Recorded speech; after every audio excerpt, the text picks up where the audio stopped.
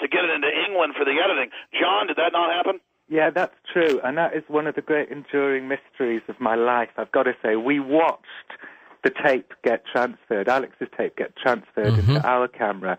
We watched the whole thing, and I've got no explanation for this at all. When we got back to Los Angeles, we looked at the tape, and Alex going through the parking lot was there, Alex looking around the camp was there.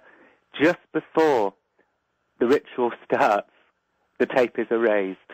There's nothing. And I've got to say, that's always true. I have no explanation for it whatsoever. And so I can't remember what happened after that, Alex. Did you just send us another copy of the tape? And then it got erased again. Right. I believe you're right about that. Yeah. But and listen, this is how paranoid I am, because this was a big coup. I wasn't about to lose my prize. This elk that we brought down, basically, is the analogy. I stayed up. We were done with them at about 1 a.m. I stayed up till about 3 a.m. making copies in my room. I went and dropped it in the mailbox with another copy, and then those did make it back. So I was fully ready for a SWAT team to hit us and hit us hard and take that footage. Well, I'm just saying, Alex, I really believe somebody there wanted you guys to get in there, get some information, and get out. Well, George, for whatever reason. There's no doubt that so much of the evil that the globalists want to bring down on us is held back by good people in their own system. John and you were talking about earlier about the Bilderberg Group. These guys openly, I can go off the news that's reported off leaks from the Bilderberg. They're not going to invade Iraq in 2002. It's going to be March of 2003. Happens. A year and a half before the wall fell that no one could foresee, Jim Tucker says, I snuck into Bilderberg in Germany. The wall's going to fall in this month. It falls in that month. He's done that like 20 times. And literally, not because he's got a crystal ball, but because they really run things. They run things. And George, you asked a very astute question. Is there a group above these 125 people that go? And Ronson's right. About 100 of them are top globalists. About 25 or 30 are guests who are being vetted and basically squeezed on, like fruit at the grocery store, being tested and meted and selected. But a lot of times the Rothschilds and other globalists, they will send their emissaries to these meetings. And by the way, these international financiers and industrialists, we can track them from funding Hitler and Stalin and Mao. And so their line that they're fighting, a global war and we need a world government to stop war, they create the crises to then offer their false solution. And that's what we document. Again, in my film, Dark Secrets Inside Bohemian Grove, that I hope people will get, and most of the rituals up for free on Infowars.com, Helmut Schmidt admits, the German chancellor, that they have other groves around the world. This is an international brotherhood of death, and they take it very, very seriously. And strange, too. Very strange. I can't remember, when I was in Boy Scouts, we did the typical Boy Scout campfire stuff and scary stories and things like that. As we grow up into men, I can't imagine spending time doing things like this. What are they, what's the satisfaction here?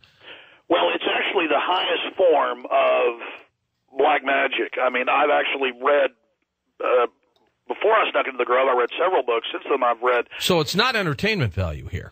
Well, I've really studied the occult, and the highest levels of the occult, it's all about, they know that you reap what you sow. They really believe in karma. And they know that they do evil in the world, it's going to come back on them. This is an elaborate 3,000-year-old ritual to displace the bad they do in the marketplace and the bad they do in government. When they burn care, they put all of their bad hooju, they put all of their bad actions onto this mock child that they're killing, and that is a sacrifice to appease the powers of darkness, not to feed on them demonically. It goes back to the Faustian deal, in 1510. It goes back to the Illuminati, 1776. These are the black magic handbooks. They are following this to the T to protect themselves. This is all a complex ritualistic amulet to protect themselves. And again, I don't believe in this stuff, but they do. The Pentagon does.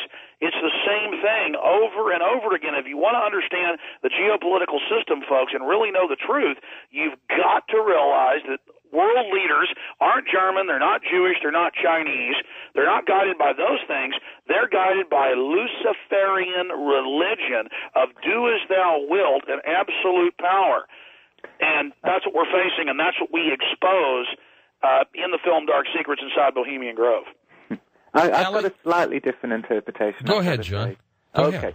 Well, what I do believe, I did a lot of work on Skull and Bones as well, none of which saw the light of day. We tried to sneak into Skull and Bones, but failed. I'm afraid those Yale people failed us. But what I came to believe from speaking to members of Skull and Bones was that, yes, there is all this kind of, you could call it a cultic milieu, and there's no doubt whatsoever that once you're a member of Skull and Bones, you're a member for life. This isn't, for most of these people, this isn't just a kind of college fraternity. This is something they, keep with them for their entire lives. Jonathan Bush, the president's uncle, goes most Thursdays to Skull and Bones and is kind of really into it. But the conclusion I came to is I suppose, a slightly less, whatever the word is in Alex is. It is basically that the reason for the kind of milieu, this kind of death-like milieu at Skull and Bones and Bohemian Grove, is really that they want to give themselves an aura. Yeah, an aura, but for themselves, not for the outside world. It's for themselves. It's like, you are going to rule the world. This is your that's destiny. The nature of magic. That's the nature of the secret mystery religions, is these secret schools. Listen, even MSNBC admits that it is the German branch of the Illuminati, founded in 1832 at Yale, to overturn our government. And now look at how they're in control. Look at how they're running things. There's a lot of secret members that most people don't even know are Skull and Bones, like Cheney and Clinton and others. There's other chapters. There's a chapter right here in Austin. I've actually been threatened by these people. By the way, Alex, let me ask you this real quickly, not to divert, but where is Dick Cheney during this Hurricane Katrina situation? Well, Bush and, look, Secretary of State Rice was on vacation until Thursday, until she was booed out of a theater. They all saw how horrible this was. She was watching Spin in Manhattan, and she was booed out. And Dick Cheney stays out at Side R. And, folks, this is insane. It's just in your face. I've been working 18 hours a day because of the hurricane. Every other person in the media has been working more hours. Where are the executives? And do you think his health has failed and they don't want to say anything right now? I thought of that. Well, he's been in the hospital a whole bunch, and they always claim it's just for test. I've heard he's had heart transplants, you name it. The guy's admittedly had. I know he hasn't. I don't think he's had a transplant. Well, I know this. He's had 6 heart attacks. Yes. 6 heart attacks, and he disappears for 6 months at a time. And the info I've got from very good sources is, that's a whole other show. All I know is, folks, I don't want to believe this. I don't want to believe this is true. I'm sorry. The facts are the facts. We have a bunch of Luciferians running our government who look at us as cattle, and they laugh at us. They call us, the outsiders or the cattle or the fools or the uninitiated, because we can't even admit to ourselves what they're doing right in front of us. Look at the corporate logos. Look at the symbols. Look at all of it, and we expose that at Infowars.com. And I just thank God that Coast to Coast AM is here, as the vanguard, exposing and letting these ideas come out.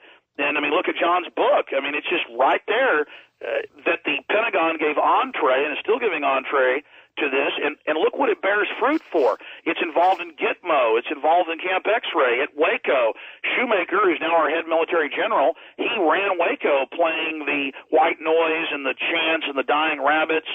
And we know that they were bringing in these Russian scientists to try and blast the Branch Davidians with subliminal sounds and that kind of stuff. So there's no doubt about that. You will know them by their fruits, John.